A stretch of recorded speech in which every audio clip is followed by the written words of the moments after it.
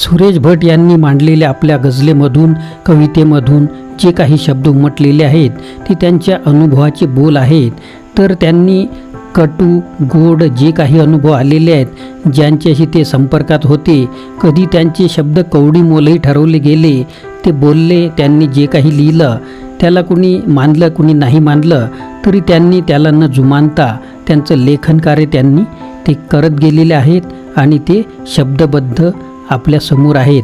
आधी अधुरी कहाणी त्यांच्या जीवनाची जी काही कहाणी आहे आणि आपल्यासारख्यांच्या जीवनाची कहाणी त्यांनी कवितेतून शब्दबद्ध केलेली आहे आणि ती आपल्यासमोर त्यांच्या अजरामर अशा गझल आणि कवितेच्या रूपाने आलेले आहेत. तुमच्या आमच्यासारखे त्यांचेही काही दबलेले जे हुंदके आहेत ते सुद्धा शब्दांमधून पुन्हा पुन्हा आपल्याला रडताना दिसतात. स्वप्नांचे अधुरे रंग त्यांनी शब्दांमध्ये चितारलेले आहेत आणि ते आपल्यासमोर गझल आणि कवितेतून मधात भेटत राहतात. आतला एकटेपणा गर्दीत असूनही, सर्वांसोबत असूनही, एक जो आतमधला जो एकटेपणा असतो, एकांत असतो, जीव घेणा एकांत असतो, हा कसा त्यांना बोचत राहतो आणि स्मरणांच्या गाभाऱ्यात हळूच कसं आपण डोकावतो आणि मग शब्दांमध्ये ते कसं उमटते याचा अनुभव आपल्याला त्यांच्या गझलांमधून येतो. तर हे सर्व काही त्यांच्या सखोल अनुभवाचे आहे आणि अशातूनच एक आपुलकीचा शोध आपलं मन घेत राहते.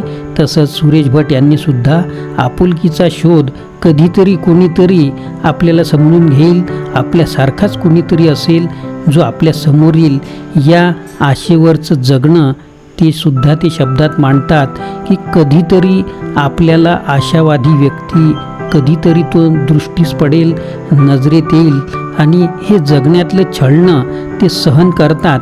याच आशेवर कधीतरी कोणीतरी आपल्यासारखा भेटेल, आपल्याशी संवाद करेल, आपल्या शब्दांना समजून घेईल. पण असं करता करता जे आयुष्य निघून जातं आणि अखेर सरणावरची मुक्तता त्यांना अनुभवाला येते आणि ते शब्दांमध्ये चितारतात आणि हे शब्दबद्ध होतात अनुभव. आकाश उजळले होते या कवितेमधून. इतकेच मला जाताना सरणावर कळले होते, मरणाने केली सुटका, जगण्याने छळले होते. इतकेच मला जाताना सरणावर कळले होते, मरणाने केली सुटका, जगण्याने छळले होते. ही दुनिया पाषाणांची बोलून बदलली नाही, मी बहर इथे शब्दांचे नुसतेच उधळले होते. ही दुनिया पाषाणांची बोलून बदलली नाही, मी बहर इथे शब्दांचे नुसतेच उधळले होते. इतकेच मला जाताना सरणावर कळले होते, मरणाने केली सुटका, जगण्याने छळले होते. गेलेल्या आयुष्याचा मधुमास गडे विसरूया, पाऊल कधी वाऱ्याने मागे पडले होते.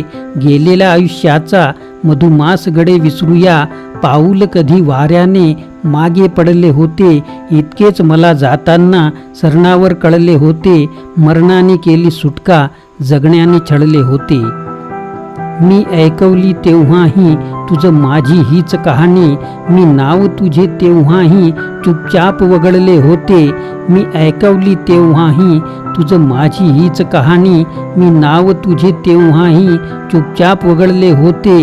इतकेच मला जाताना सरणावर कळले होते, मरणाने केली सुटका, जगण्याने छळले होते. याचेच रडू आले की जमलेन मला रडणेही, मी रंग तुझ्या स्वप्नांचे अश्रूत मिसळले होते. याचेच रडू आले की जमलेन मला रडणेही, मी रंग तुझ्या स्वप्नांचे अश्रूत मिसळले होते. इतकेच मला जाताना सरणावर कळले होते, मरणाने केली सुटका, जगण्याने छळले होते. नुसतीच तुझ्या स्मरणांची एकांती रिमझिम झाली, नुसतेच तुझ्या हृदयाशी मी भास कवळले होते.